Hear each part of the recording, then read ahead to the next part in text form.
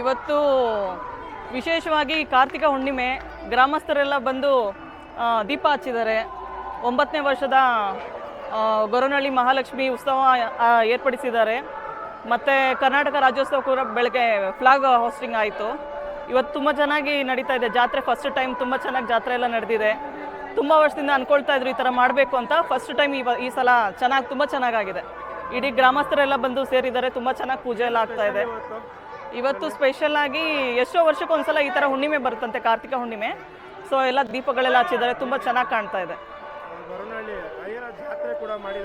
ಹೌದೌದು, ತುಂಬ ಚೆನ್ನಾಗಿದೆ. ತುಂಬ ವರ್ಷದಿಂದ ಅಂದ್ಕೊಳ್ತಾ ಇದ್ರು, ಈ ಸಲ ಕೈಗೂಡಿದೆ. ತುಂಬ ಚೆನ್ನಾಗಿ ನಡೀತಾ ಇದೆ.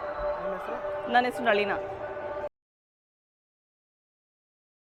ನಮ್ಮ ಏರಿಯಾದಲ್ಲಿ ತುಂಬ ಸಂತೋಷವಾದ ದಿನ ಅಂತ ಹೇಳ್ತಾ ಇದ್ದೀವಿ ಸರ್ ಇವತ್ತು. ಏಕೆಂದರೆ ನಾವು 9 ವರ್ಷಗಳಿಂದ ಈ ಕಾರ್ಯಕ್ರಮ ನೋಡ್ಕೊಂಡು ಬರ್ತಾ ಇದ್ದೀವಿ. ನಾವು ಪಕ್ಕದ ಬಡಾವಣೆಯವರು. ಇಲ್ಲಿ ಸಾಮ್ರಾಟ್ ಮಂಜು ಅಂತೇಳಿ ವರ್ಷ ತುಂಬ ಚೆನ್ನಾಗಿ ಇಂಪ್ರೂವ್ಮೆಂಟ್ ಮಾಡಿಕೊಂಡು ಈ ಕಾರ್ಯಕ್ರಮಗಳನ್ನು ನೆರವೇರಿಸ್ಕೊಂಡು ಬರ್ತಾ ಇದ್ದಾರೆ. 9ನೇ ವರ್ಷದ ಗೊರವನಹಳ್ಳಿ ಲಕ್ಷ್ಮಿಯನ್ನು ತರಿಸಿದ್ದಾರೆ. ಈ ವರ್ಷ ಅಂತೂ ತುಂಬ ವಿಶೇಷವಾಗಿದೆ. ಎಷ್ಟು ಚೆನ್ನಾಗಿದೆ ಅಂದರೆ ನೋಡ್ತಾ ಇದ್ದರೆ ಒಂಥರ ಸ್ವರ್ಗಲೋಕ ನೋಡ್ದಂಗೆ ಆಗ್ತಾಯಿದೆ.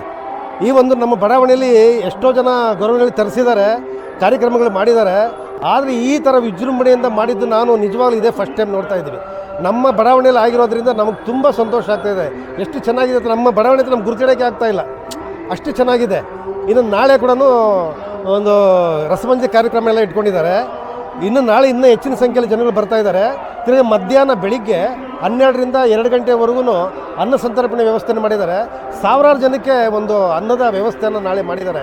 ಅದೇ ರೀತಿ ಸುಮಾರು 9 ವರ್ಷಗಳಿಂದ ಒಂದೊಂದು ಕೆಲಸಗಳನ್ನು ತುಂಬ ಅಚ್ಚುಕಟ್ಟಾಗಿ ಸಾಮ್ರಾಟ್ ಮಂಜೂರವರು ತುಂಬ ಚೆನ್ನಾಗಿ ಮಾಡ್ಕೊಂಡು ಬರ್ತಾ ಇದ್ದಾರೆ. ಅವರಿಗೆ ಈ ಗೊರವನಹಳ್ಳಿ ತಾಯಿ ಅವರ ಕುಟುಂಬಕ್ಕೆ ಹೆಚ್ಚಿನ ಆರೋಗ್ಯ ಐಶ್ವರ್ಯವನ್ನು ಕೊಟ್ಟು ಈ ಬಡಾವಣೆಯಲ್ಲಿರೋ ನಾಗರಿಕರಿಗೂ ಆ ದೇವರು ಒಳ್ಳೆಯದನ್ನು ಮಾಡಿ ಅಂತ ನಾನು ಕೇಳ್ಕೊತಾ ಇದ್ದೀನಿ ಸರ್. ನನ್ನ ಹೆಸರು HP ರಂಗಸ್ವಾಮಿ ಅಂತ. ಎಲ್ರಿಗೂ ನಮಸ್ಕಾರ. ನಮ್ಮ ರಾಜ್ಯಾಧ್ಯಕ್ಷರು ಆಲ್ರೆಡಿ ಎಲ್ಲ ವಿಷಯನ ಎಲ್ಲ ಹೇಳಿದ್ದಾರೆ. ಈಗ ಏನಾಗಿದೆ ಅಂದರೆ ಇಲ್ಲಿ ನಾವು ಹಳ್ಳಿಗೂ ನಾವು ಇದು ಟೌನಲ್ಲಿ ಹುಟ್ಟು ಇದ್ದು ನಮಗೆ ಏನು ಸಿಟಿ ವಾತಾವರಣ ಇದ್ದಿದ್ದು ಬೋರ್ ಆಗ್ಬಿಟ್ಟಿತ್ತು.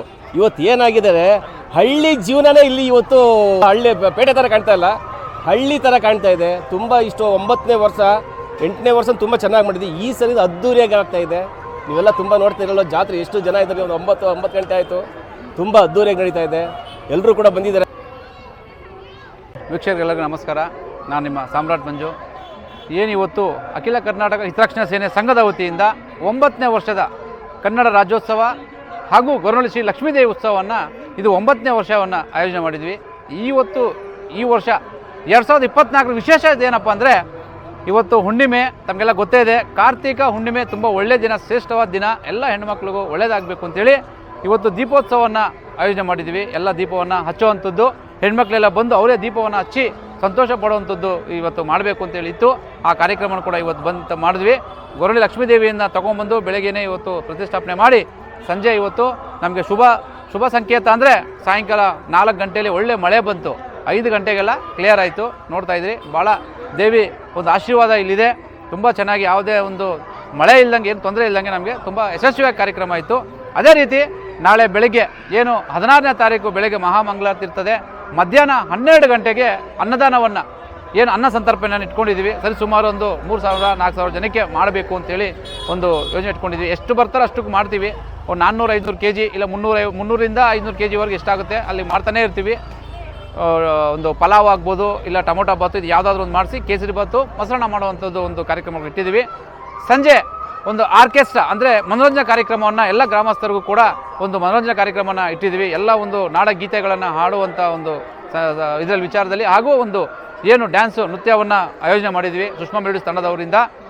ಅದೇ ರೀತಿ ಹೆಸರಾಂತ ಹಾಗೂ ನಮ್ಮ ಕರ್ನಾಟಕದಲ್ಲಿ ಉತ್ತಮ ಸೇವೆ ಸಲ್ಲಿಸಿರುವಂತಹ ಗಣ್ಯರಿಗೆ, ಅದರಲ್ಲಿ ಪೊಲೀಸ್ ಇಲಾಖೆ ಆಗ್ಬೋದು, ಸರ್ಕಾರಿ ಇಲಾಖೆ ಯಾವುದೇ ಆಗ್ಬೋದು, ಮತ್ತು ಲಾಯರ್ಗಳಾಗ್ಬೋದು, ಹಾಗೂ ಸರ್ಕಾರಿ ಇಲಾಖೆಗಳೆಲ್ಲ ಅಲ್ಲದೆ ಹೊರಗಡೆ ಕೆಲಸ ಮಾಡ್ತಿರುವಂಥ ಎಲ್ಲ ಕನ್ನಡಪರ ಸಂಘಟನೆಯವ್ರಿಗೂ, ಕವಿಗಳಿಗೂ ಕೂಡ ಒಂದು ಸನ್ಮಾನ ಮಾಡಿ ಅವ್ರಿಗೆ ಗೌರವವನ್ನು ಕೊಡುವಂಥ ಕೆಲಸ ನಮ್ಮ ಸಂಘಟನೆಯಿಂದ ನಾವು ಇದನ್ನು ಆಯೋಜನೆ ಮಾಡಿದ್ದೀವಿ ನಾಳೆ ಸಂಜೆ.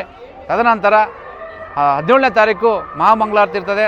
ಮಧ್ಯಾಹ್ನದ ಮೇಲೆ ಮಧ್ಯಾಹ್ನದಿಂದ ಸಂಜೆ ಒಂದು ಮೆರವಣಿಗೆ ಬೆಳ್ಳಿ ರಥದಲ್ಲಿ ಕಲಾತಂಡಗಳೊಂದಿಗೆ ಸರಿಸುಮಾರು ಒಂದು 6-7 ಕಲಾತಂಡಗಳು ಒಂದು ಅವರೇ ಒಂದು 40 ಹೆಂಗಿದೆ ಅಂದರೆ ನಾವು ಹುಡುಗನಲ್ಲಿ ತಿಂತಾಯಿದ್ದೀವಿ ಎಲ್ಲ ಜಾತ್ರೆಗಳಲ್ಲಿ ಹೋಗಿ.